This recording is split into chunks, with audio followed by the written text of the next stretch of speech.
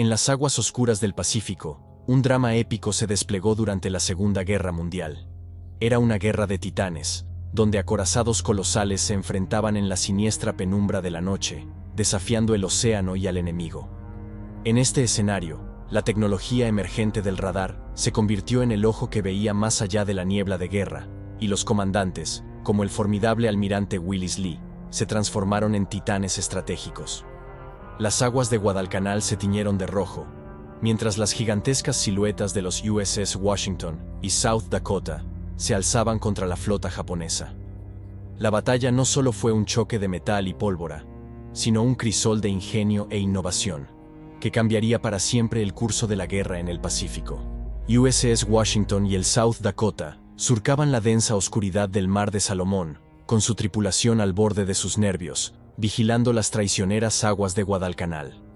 La noche del 14 de noviembre de 1942 estaba cargada de tensión tras la masacre de la primera batalla naval de Guadalcanal.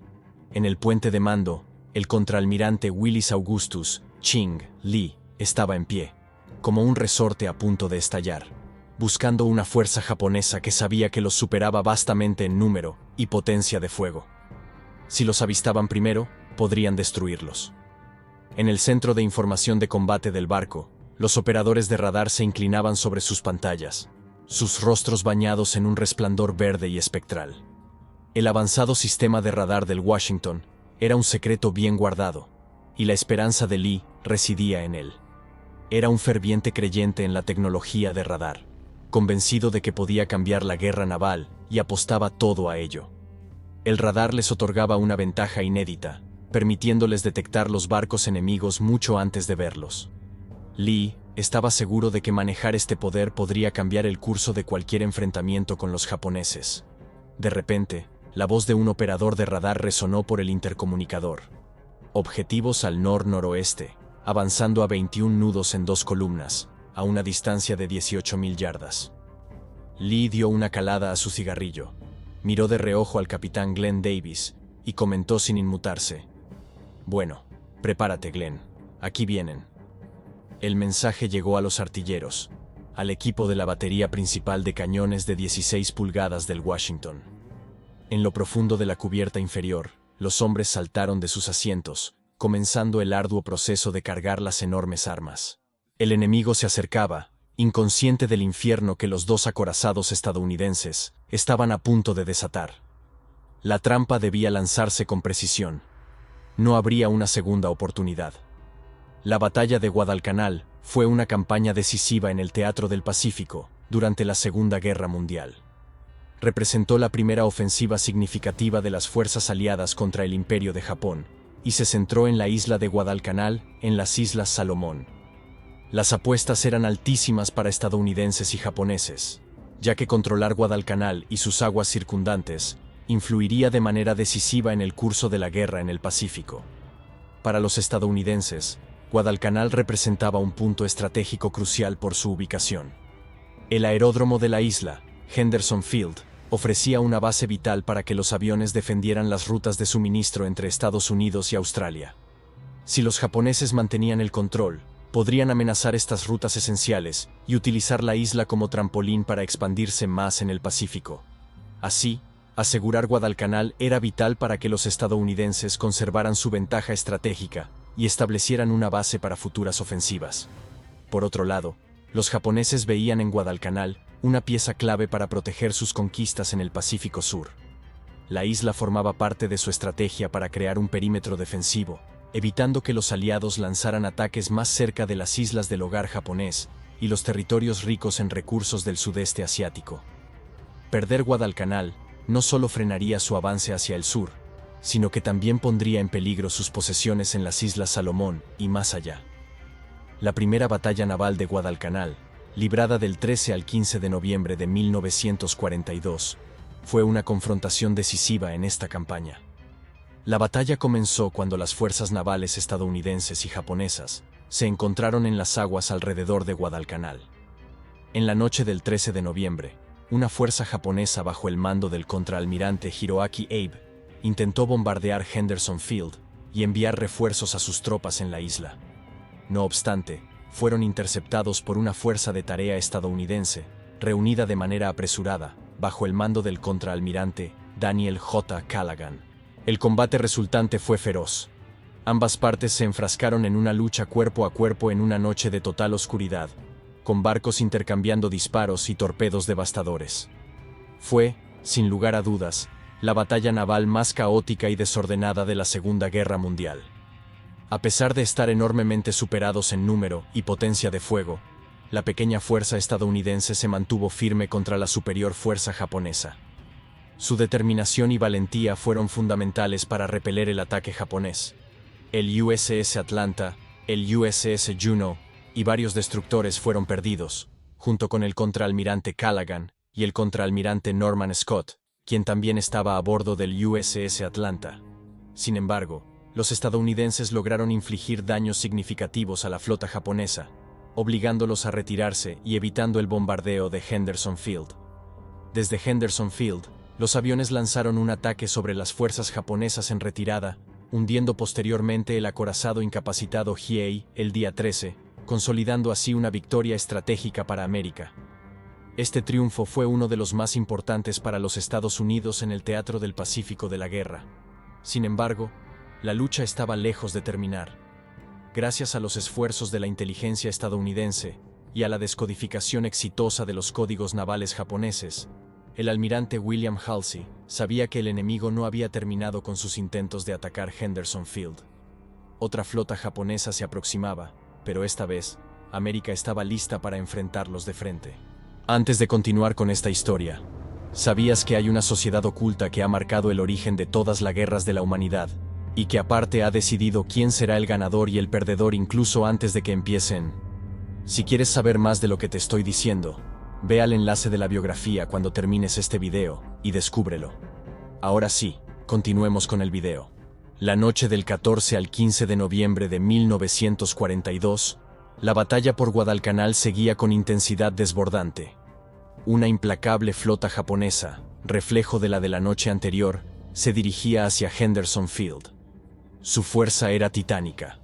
El acorazado Kirishima, acompañado por 4 cruceros y 9 destructores, todos listos para arrasar Henderson y abrir paso a los refuerzos que llegarían bajo la oscuridad.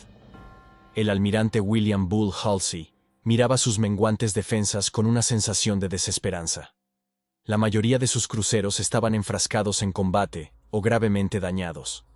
Su flota de destructores estaba siendo eliminada, uno tras otro. Todo lo que quedaba para un enfrentamiento directo eran 2 buques de guerra que patrullaban como centinelas del maltratado portaaviones Enterprise. Los acorazados, que alguna vez fueron el orgullo del poder naval, habían sido relegados desde Pearl Harbor. Antes eran las reinas del mar, pero habían sido eclipsadas por los portaaviones y submarinos.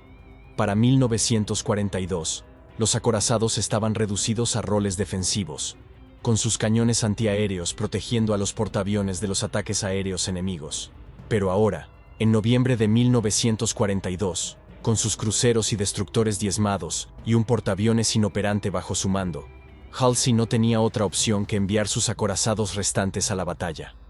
Ambos, relativamente nuevos y cargados de poder de fuego, el Washington y el South Dakota recibieron sus órdenes. Viraron al norte, surcando las aguas abiertas frente a Noumea, dirigidos directamente hacia los letales confines de Iron Bottom Sound, listos para un enfrentamiento hasta las últimas consecuencias. El contraalmirante Willis Augustus Ching Lee sería el protagonista de este nuevo choque. Comandante naval experimentado y veterano de la Primera Guerra Mundial, Lee era un ferviente defensor de la incorporación de la tecnología de radar en la Marina de los Estados Unidos. Para principios de los años 40, se había convertido en un experto en radar, a menudo sabiendo más sobre la tecnología que los propios operadores. Su visión fue crucial para modernizar las tácticas de combate naval, permitiendo a las fuerzas estadounidenses detectar y enfrentarse a los enemigos de manera efectiva en condiciones de poca visibilidad. Lee comandaba destructores y cruceros, y era conocido como un experto en artillería, ganándose una reputación por su perspicacia táctica y pensamiento innovador. Su liderazgo fue aún más destacado cuando fue ascendido a contraalmirante en 1942. Mientras navegaba para enfrentarse a una fuerza considerablemente superior, Lee confiaba en que los radares de los acorazados estadounidenses les darían la ventaja necesaria para salir victoriosos contra la flota japonesa. En la segunda batalla naval de Guadalcanal, el USS Washington y el USS South Dakota estaban equipados con avanzados sistemas de radar SG, lo que les daba una ventaja tecnológica significativa. El radar SG era un radar de búsqueda de superficie, capaz de detectar barcos y aviones a largas distancias, incluso de noche o en condiciones de escasa visibilidad. Esta tecnología de radar permitía a los acorazados estadounidenses rastrear y atacar a los buques enemigos con una precisión sin precedentes y desde más allá del alcance visual. La armada japonesa, en contraste con la estadounidense, no contaba con una tecnología de radar equiparable durante este periodo. Aunque Japón había desarrollado algunos sistemas de radar rudimentarios, estos no estaban ampliamente desplegados ni alcanzaban el nivel de los modelos estadounidenses. Esta carencia de capacidad de radar dejaba a la flota japonesa en una notable desventaja, dependiendo principalmente de la detección visual y los telémetros ópticos tradicionales durante los combates. Estados Unidos había estado desarrollando la tecnología de radar desde finales de los años 30, con avances significativos en los primeros años de la Segunda Guerra Mundial. El despliegue de radares en barcos como el Washington y el South Dakota era un secreto guardado con cautela para mantener una ventaja táctica. Lee confiaba en esta tecnología como su carta de triunfo contra los japoneses, pero debía usarla con cuidado para no comprometer la superioridad estadounidense. A medida que las dos flotas convergían en la oscuridad, el destino de Guadalcanal colgaba de un hilo. A las 10:30 de esa noche de noviembre, el radar SG a bordo del Washington cobró vida, pintando un cuadro ominoso de un destino inminente. Dos columnas de barcos enemigos, como dedos espectrales emergiendo de la oscuridad, avanzaban hacia ellos a 21 nudos. La distancia era de apenas 18.000 yardas y se acortaba rápidamente. En el puente de mando, el almirante Willis Lee se mantenía firme, con la brasa de su cigarrillo iluminando su rostro curtido. Cruzó miradas con el capitán Glenn Davis, su voz un gruñido bajo que escondía la tormenta interior. «Bueno, prepárate, Glenn. Aquí vienen». Las palabras flotaron en el aire, cargadas del peso de la inminente batalla. En medio de los estrechos pasillos del barco, bajo las cubiertas, el caos estalló en un rugido atronador. La orden de cargar la batería principal resonó por todo el lugar, galvanizando a la tripulación en una rápida acción.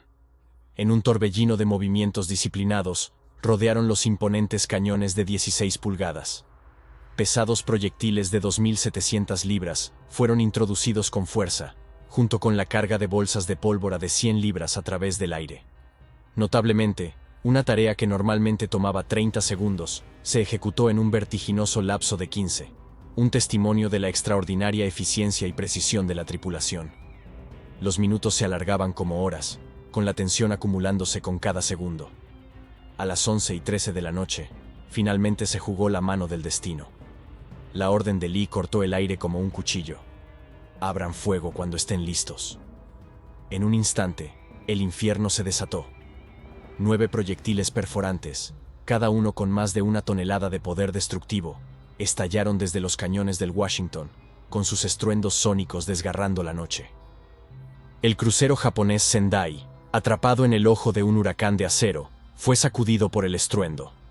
Géiseres de agua, altos como rascacielos, estallaban alrededor de los barcos enemigos, transformando el mar en un caldero hirviente. Sin imaginar la presencia de los acorazados estadounidenses, los japoneses entraron en pánico al ver géiseres de agua de 273 metros alrededor de sus barcos, provocados por los atronadores cañones del South Dakota. Los interceptores de radio del South Dakota captaron voces japonesas aterradas, mientras el crucero pesado Sendai y sus escoltas daban media vuelta, huyendo con desesperación para poner la mayor distancia posible entre ellos y los colosos estadounidenses. Este aspecto del plan había sido un gran éxito. Los japoneses habían sido sorprendidos y estaban ciegos, con sus barcos más grandes escapando en una retirada desorganizada. Pero no todo eran buenas noticias.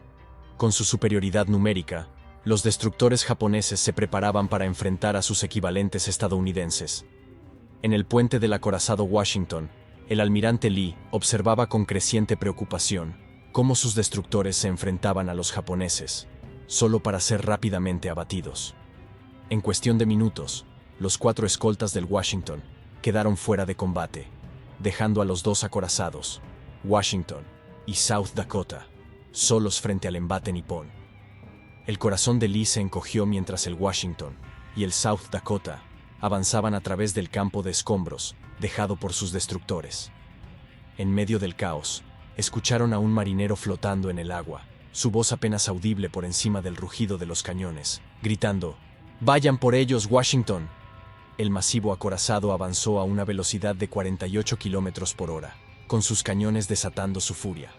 Lee intentó contactar con el capitán Gach a bordo del South Dakota, pero solo hubo silencio. Fallos eléctricos sumieron al moderno acorazado en una oscuridad total, dejándolo sin energía y avanzando a ciegas. La energía volvió, solo para fallar de nuevo. A pesar de sus problemas eléctricos, el South Dakota luchó valientemente, devolviendo fuego con su batería principal y golpeando a ambos cruceros japoneses que la castigaban.